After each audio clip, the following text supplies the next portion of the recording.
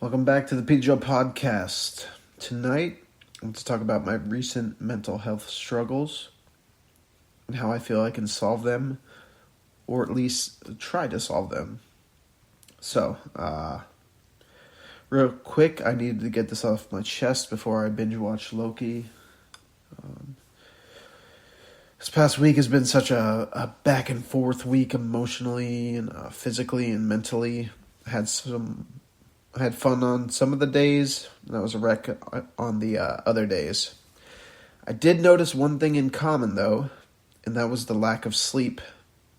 Too many times we tend to worry about our body. We always want to make sure our body looks good, our body feels good, but we never think or worry about our brain. We kind of just forget all about our brain. Even though it's the most important fucking thing in our body, other than our heart, we tend to forget about it. We need to start taking into account the toll we are taking on our brain by not sleeping or not sleeping enough. To me, this has always been a problem.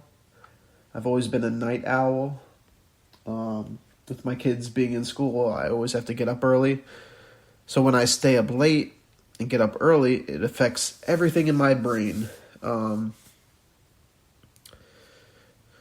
I said, I never really think about the toll that it causes, but recently I felt it.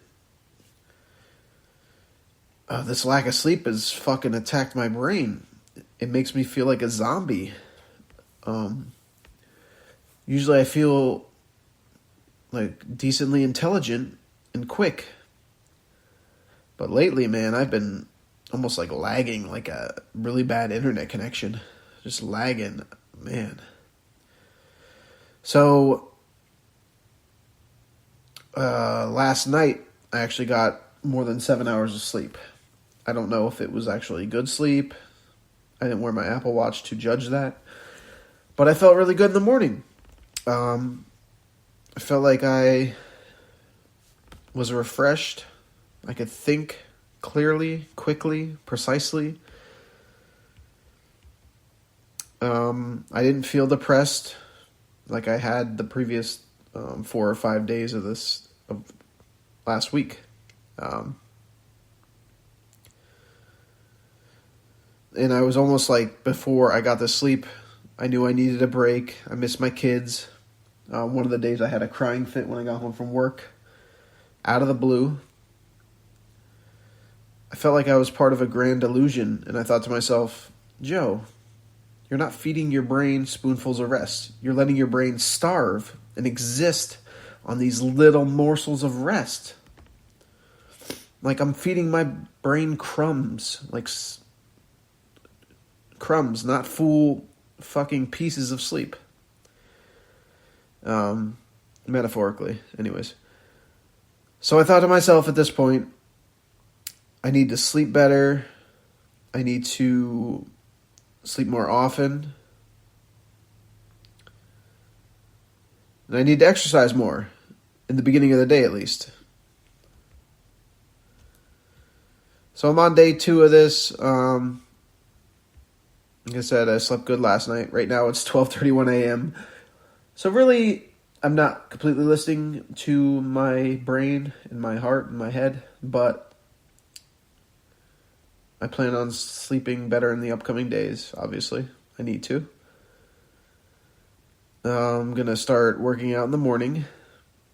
Even if it's taking my dog for a walk or a run, I'm going to do it. So yeah, after I slept those 7 plus hours last night, I felt glorious. I felt great this morning. I felt like I could have climbed out of the Grand Canyon. I hopped on my Tinder. I created a Tinder recently. Don't fucking ask me why. I don't even use it. Other than the past couple days. I swiped left 35,000 times on my Tinder. I only swiped right maybe twice. Then I thought to myself, why the fuck did I join this in the first place? So I decided to delete that shit. It didn't help that Tinder decided to match me with some Some people that I will say were not my type at all. Yeah, not the most desirable people they could have matched me with. So I was like, fuck this, I'm deleting the app. I don't have time for anyone other than my kids, work, or podcasting. When I made this Tinder a week ago, my brain was in the wrong place. My brain was on fucking vacation somewhere else when I decided it would be a good idea to make this Tinder. A rational, well-rested brain would have said, there's shit more vital than awkwardly hooking up with someone you don't even fucking know, Joe. I did that enough in my early 20s. And this goes back to not getting correct rest and just not feeding my brain sleep. Just make stupid fucking decisions. There were other little stupid decisions I made during the week too. I don't want to get into that right now, but yeah, my brain was just causing me to do dumb shit. I definitely felt more annoyed. I felt more angry over the little things. And I need to fix that. We all need to fix that. We all need to start getting more sleep if we don't already.